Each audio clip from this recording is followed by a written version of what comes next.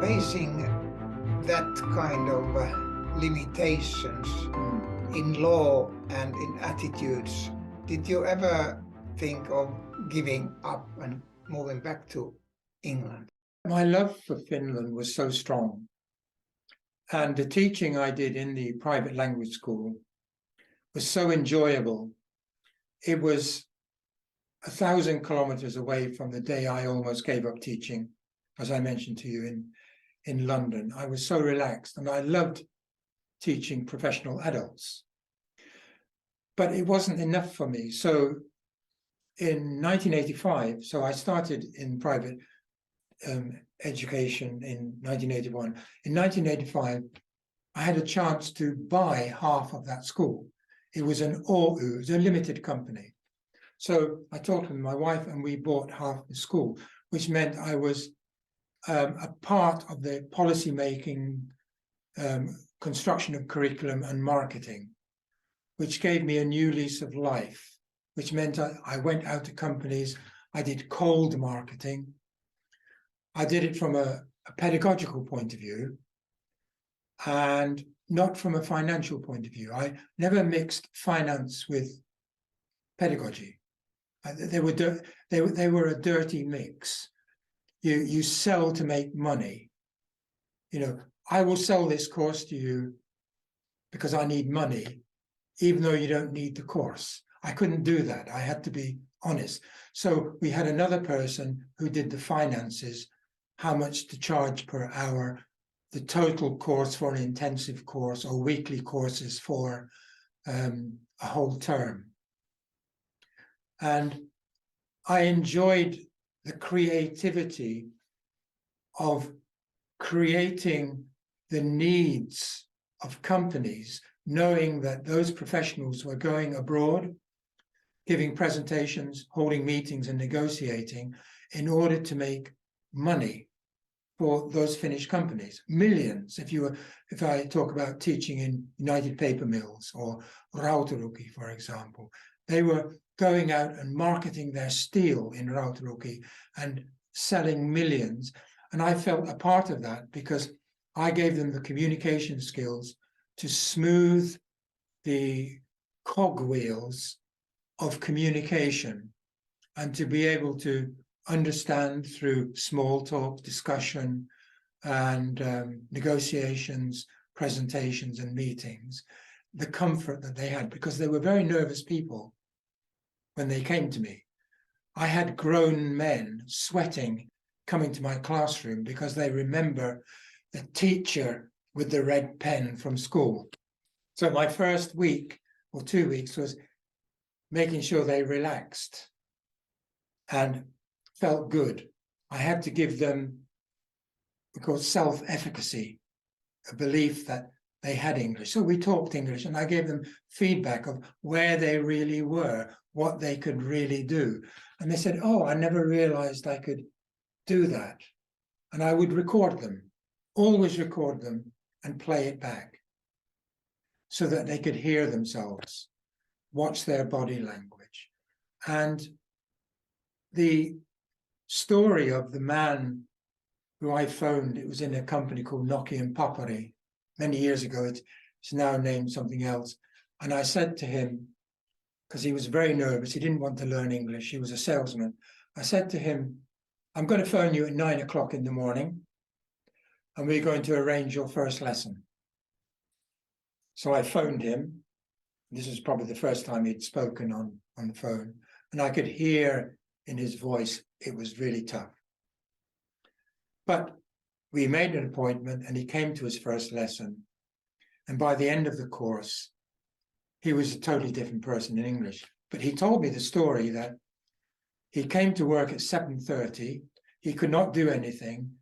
He was so nervous, he went to the toilet. I called him at 9 o'clock. He was pacing up and down, trying to think what to say over the phone. He was having a really difficult time. And he was thinking, can I tell my secretary I'm not here or I won't answer the phone? So you could see that for them, it wasn't English communications. It was having to handle the psychological problems of previous failure and inadequacy. And I realized at that time that my job was a lot more than the subject of English communication. And that's where my priesthood training came in, to be able to contact them, because we had a lot of one-to-ones. They were managers. They were highly, highly competent. Some of them were doctors, highly competent in their jobs. They hated the fact that they were coming to an English lesson where their competence level was going down to a child of 14, which was their language level of a child at school learning at 14 at that time. Because I'm talking about 50, 55, 60-year-old men in the 1980s. The children who were learning at school were totally different. They were the new generation where Finland prioritized education. The English language teaching was more centered around communication skills. And you can see today that Finland is third in the world in English competence, where English is not an official language. Third. The shift from the 80s to now is tremendous. Everyone can speak English, and they love doing it. But in those days, an engineer working in Tampella, an old engineering company, knocking in paper, they were sitting there in groups, they were sweating, they were nervous, they had one word or phrase, yes, I agree with Matti. They were not able to give an opinion because they were so closed. So my mission, and it was the success story for me, my mission was to take care of them holistically, and my feedback was very, very good, that it actually got me my job in Hunk. And you have quite a list of big Finnish companies. You have Yes. already mentioned United Paper Mills, Yes. Tampella, Nokia, and Rautaruukki. Yeah. Quite an input. Yes.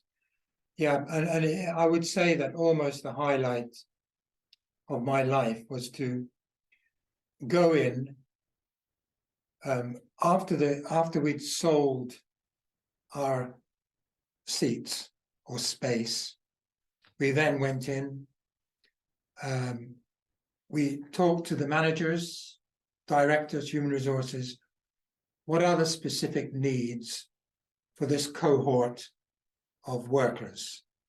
And they would tell me, well, this person needs to do this, this, this, and this, and this person needs to do that. So we'd write down the needs. We would then test them, written tests, interviews. I would then go back to the human resources and I would say, this person cannot do that job in English. I was honest.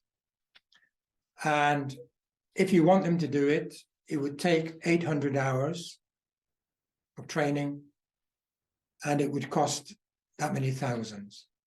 And they said, well, no. I said, well, we can have groups, but maybe you can have a mentoring system, or you can use younger people to work with older people in the company. The younger people had good English, but not the technical experience which the older person had, and they would work together when greeting a visitor to show the pickling of coils in Rautaruukki, for example. So I said, that's a good idea. We would take them to summer camps in Vuokatti to have really intensive courses so that they loved English. And the idea was, with these companies, English had to be sustainable. There was a finite period with me which defined how many hours and the price. But if you could create aspiration, self-efficacy, and confidence, and they would then carry on with their English by reading their brochures, meeting visitors, building up confidence without me at all. And this is the open space concept from the the classroom, building a holistic presence and confidence for them, and then going out into the world and having the tools to actually manage. And that was needed in the 80s and 90s. It's not needed so much now. That's why I was happy to move to Hunk, because teachers were giving a sense of self-efficacy and confidence and self-esteem in communication skills that the older generation had not received. I can imagine you have enjoyed your work after first managing to create the reputation and status you had in big Finnish companies, having that holistic training Yes, perspective. yes. It came from primary school and from teaching as a priest. Without knowing it, I was trained to listen from a very early age. As they say, listening is the most powerful tool. That's why you have 2 ears and only 1 mouth. It's not easy to reach a position or status where the company is not telling you, please send us an offer. It's this package. That's right. But instead, them telling what they need. Yes. And then asking you, what do you think is the solution? How do we solve this problem? That's the ideal situation, Jori. There is a problem and a conflict built into that system, which is, it's like a triangle where you get the human resources director, you get the teacher and the student. And the needs can be conflicting a little bit. But when you talk to the company, you get a compromise and a harmony that the students need something personally to grow, and that will show in the feedback. And sometimes the human resource manager will not fully understand the needs of the students and may dictate something. And that tells me that they're not leaders, they're managers. They will dictate and they will be quite forceful. And as a teacher, I go in and give the students what they want. The human resource manager said, yeah, but you didn't do what I told you to. Okay. And of course, I'm working for feedback, because the feedback is the very basis for returned business. The feedback from the students, yes, but the feedback from the human resource manager may not be exactly the same, because they may have different objectives without considering the needs, the personal needs of a learner-centered program. Because human resource managers, for example, they don't train in pedagogy. Most of them don't. So they don't understand the relationship between teacher and student who is a worker, their fears and so on. Sometimes their human resource managers can be a little bit intolerant, especially if their English is so good, it becomes a power trip for them. I don't understand why they can't speak English. I can speak English really well. I've heard this many, many times from managers. And so the triangle is a very difficult playing field.